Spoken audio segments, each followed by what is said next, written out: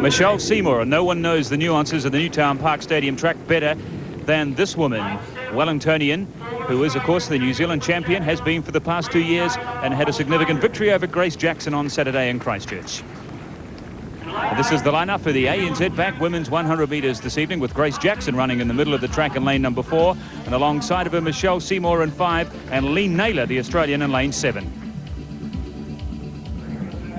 And Grace Jackson, who had that unenviable task in Christchurch of running this international 100 metres literally 24 hours after she stepped off a plane. Not surprisingly, she just looked a little discomforted, but we're sure this evening that we'll see a sharper performance from the former Olympic silver medalist over 200 metres.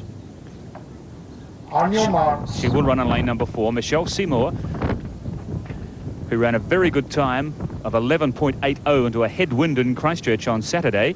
Now, she has a personal best of 11.58. That might come under threat in this race this evening. Should be a good time. Jason Johns was certainly quick, and this is an opportunity for Michelle Seymour. Set. And a good, clean, even start. And again, Michelle Seymour in the middle of the track in lane number 5. And Grace Jackson, she's left in her wake again. Coming through is Stephanie Young in 3rd place. But Seymour again, 11.50. 2nd place again to Grace Jackson. And 3rd to Stephanie Young. And that's a very fast time from Michelle Seymour. 11.50 unofficially.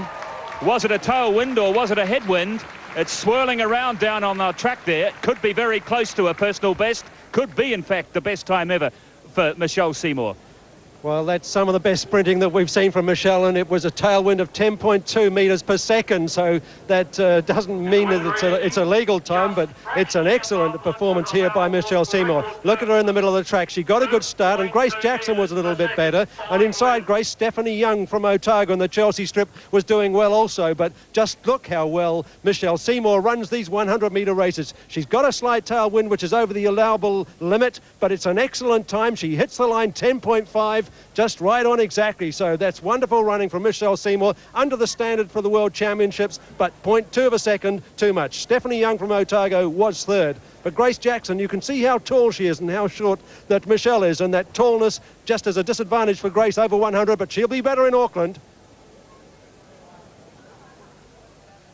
Well, Michelle, I've got the good and bad news for you here tonight. You've done 11.50, but it's 2.2 metres wind, so just outside records. That's a great run, though.